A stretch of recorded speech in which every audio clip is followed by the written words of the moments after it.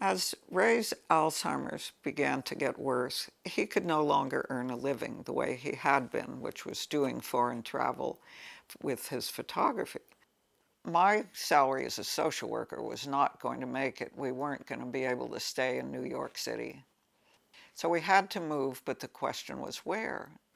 One day I was walking our golden retriever Abel in Riverside Park, and he started playing with another dog, and I started chatting with the dog's owner. She said her name was Louise, and she was visiting her family, but she lived in Portland, Maine. I said, "Tell me about Portland, Maine." Well, she said a few things about black flies and mud season, but the more she talked, the more I thought, this might be the place for us.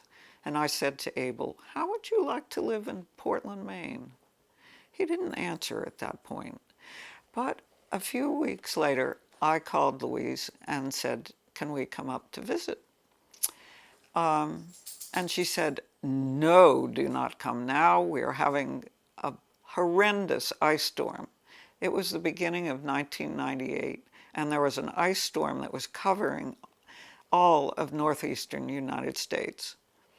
So I waited a couple weeks, and then I wrote.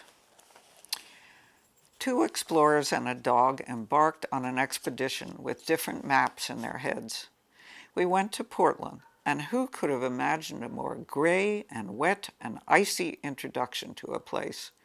It was truly vile, a second ice storm, a trial by ice that we needed to pass. We found our way to the old port and saw nothing but gloom, and then we had coffee, slipped around on the brick sidewalks, and tried to find a restaurant, but it was too early, so we drove to LL Bean's in Freeport, which was full of neat shelves of dull clothes stacked up, and Ray wandered around near the so-called trout pond while I tried to find the shoes I need, and we sat down for an overpriced dinner in Freeport and ordered a carafe of wine, and Ray said, "If you move here, I'm not coming." On Sunday, the clouds were still heavy.